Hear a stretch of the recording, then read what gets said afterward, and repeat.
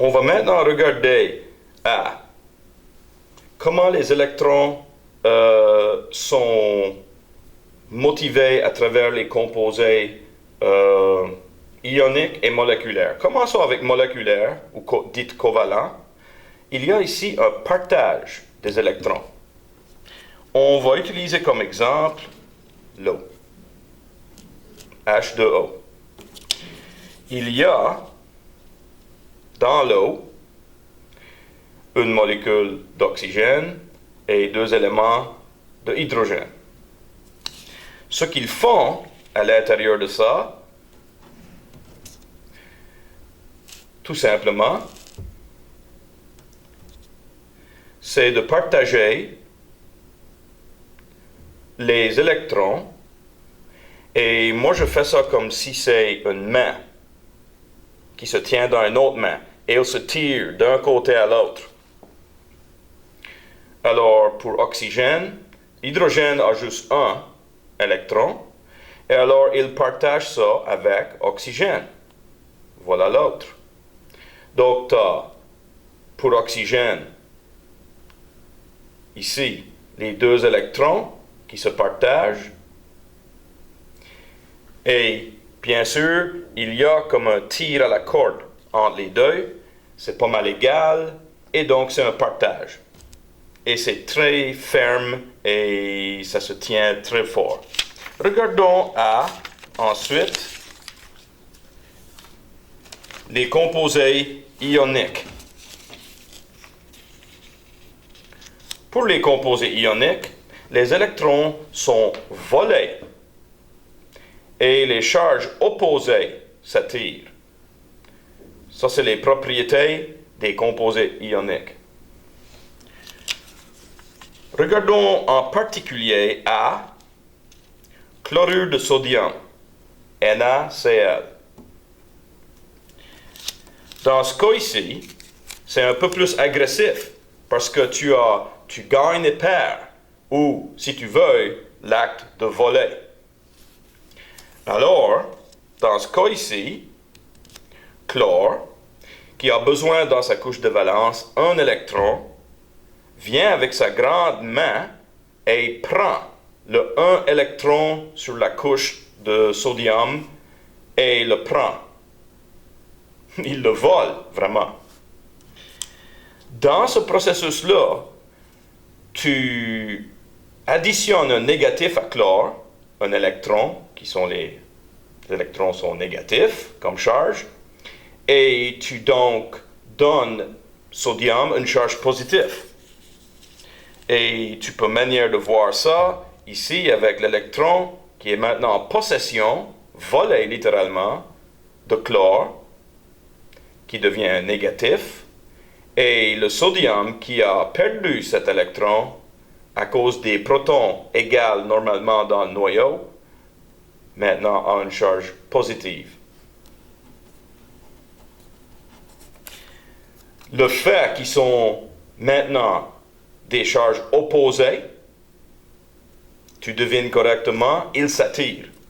Et tu peux voir qu'ils sont attirés à l'un et l'autre. Donc, les deux se combinent ensemble. Voyons qu'est-ce qui arrive après que tu regardes les composés, soit moléculaires ou ioniques, et qu'est-ce qui se passe avec les atomes de chacun. On va regarder avec les atomes moléculaires ou covalents premièrement, et ils sont bien sûr faits de molécules. Des molécules, quand elles se combinent ensemble, sont très solides, très forts, très stables. Et je pense qu'on va utiliser comme exemple le sucre. C'est C2H4O2. Voilà une molécule de sucre. Carbone, attaché par deux éléments d'oxygène et les éléments d'hydrogène. Et tout ça cette molécule est solide.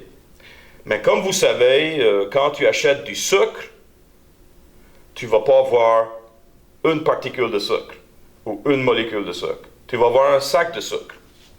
Et ce qui va arriver, tu vas en avoir plusieurs. Et pour les composés moléculaires, ils se sont regroupés ensemble de manière très mélangée. Alors, il n'y a pas un ordre spécifique. Ils juste se mettent ensemble. Mais, il faut retenir que pour chacun des particules ou des molécules, ils sont très solidement ancrés ensemble, même si l'ordre même est un peu mélangé. D'accord? Regardons aux composés ioniques. Pour les composés ioniques, c'est moins mélangé. Il y a une structure. Et ils sont ordonnés, il y a un ordre. Ils sont très organisés et ils sont très compacts. Comparé au moléculaire où, oui, la molécule est solide, mais ils se mélangent les uns les autres. Je pense que l'exemple qu'on va utiliser encore différent est le sel.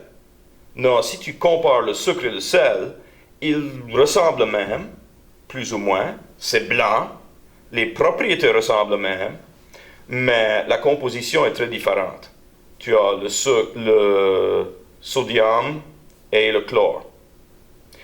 Puis au lieu d'être comme une molécule qui se rattache, qui se mélange à d'autres molécules de manière très désorganisée, tu vas voir que c'est très organisé quand ça vient à les composés ioniques.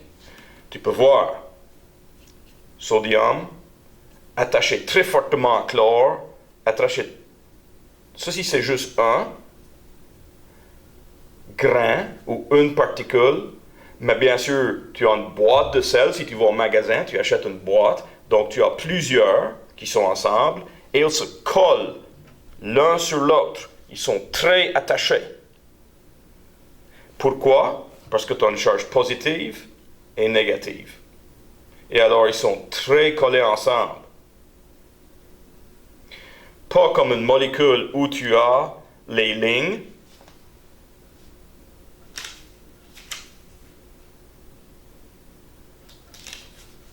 Ou les liaisons qui les attachent. Donc, ils sont d'une distance. Ceci, c'est H2O, bien sûr, une molécule ou moléculaire. Ici, ils sont très proches ensemble, littéralement attachés l'un sur l'autre. Et voilà la présentation, en général, des différentes combinaisons ioniques et moléculaires. Merci beaucoup.